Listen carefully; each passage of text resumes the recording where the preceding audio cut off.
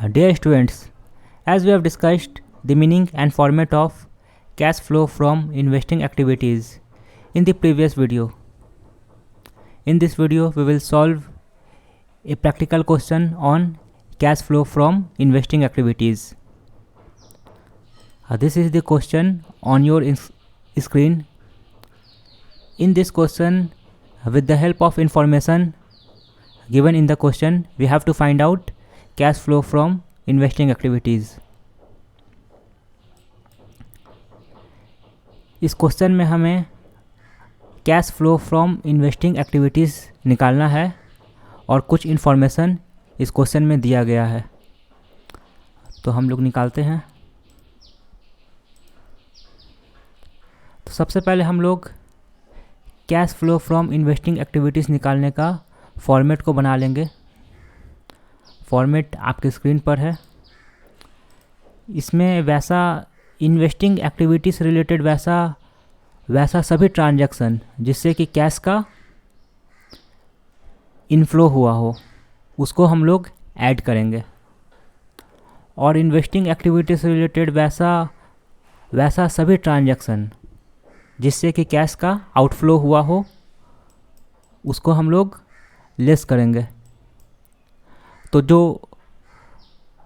इतना के बाद जो रिजल्टिंग फिगर आएगा वो होगा या तो net cash flow from operating, तो वो होगा net cash flow from investing activities या net cash used in investing activities.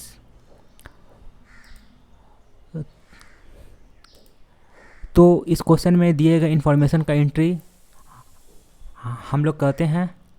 पहला इन्फॉर्मेशन है purchase of machinery ₹5 lakh.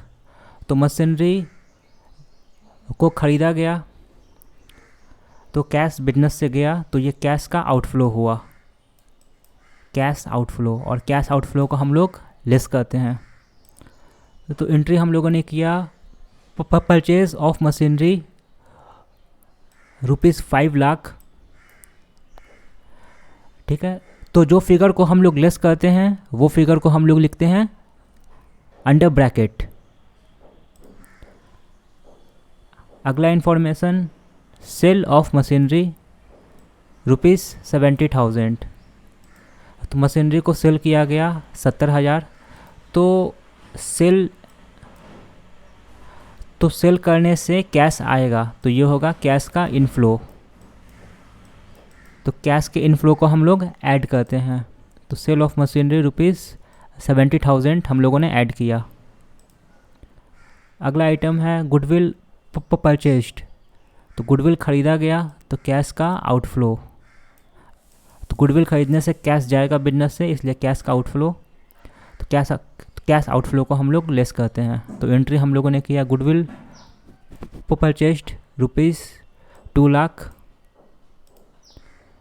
Investment sold ₹1 lakh. तो इन्वेस्टमेंट को बेचने से कैश आएगा, यानी कैश का इनफ्लो होगा। कैश के इनफ्लो को हम लोग ऐड करते हैं। Investment sold ₹1 lakh. Investment purchased, investment को ख़रीदा गया ₹3 लाख का। तो investment purchased,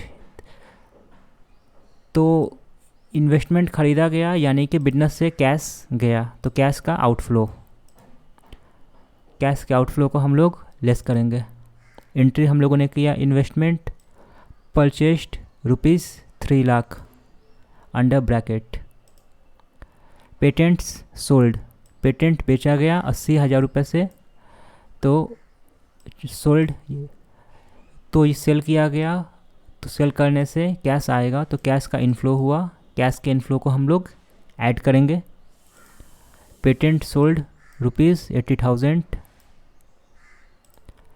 interest received on debenture, debenture पे इंटरेस्ट रिसीव हुआ, तो कैश में रिसीव हुआ, तो कैश का इनफ्लो होगा।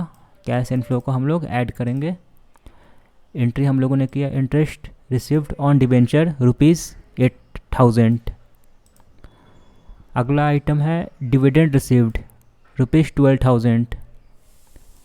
डिविडेंड रिसीव्ड, ये भी कैश इनफ्लो होगा क्योंकि कैश में रिसीव हुआ है। तो एंट्री हम लोगों ने किया डिविडेंड रिसीव्ड ₹12,000। अगला इन्फॉर्मेशन है a piece of building was purchased as investment out of surplus. It was let out for commercial use and rent received ₹40,000। एक बिल्डिंग को ख़रीदा गया और रेंट पे लगाया गया और रेंट रिसीव्ड हुआ 40,000। 40,000 रुपये रेंट रिसीव हुआ, कैश में रिसीव हुआ, यानी कैश इनफ्लो हुआ ये। तो इसको भी हम लोग ऐड करेंगे। रेंट रिसीव, तो इसका एंट्री हम लोगों ने किया रेंट रिसीव्ड फ्रॉम बिल्डिंग ₹40,000। तो इस क्वेश्चन में दिए गए सभी इंफॉर्मेशन का एंट्री हम लोगों ने cash flow from investing activities के फॉर्मेट में किया। अब हम लोग इसका टोटलिंग करेंगे। तो इसका टोटलिंग हम लोगों ने किया तो फिगर आया ₹6,90,000 और ये फिगर निगेटिव में आया, माइनस में आया ये फिगर, इसलिए ये होगा net cash used in investing activities. Investing activity से कैश यूज़ किया गया 6,90,000 रुपये।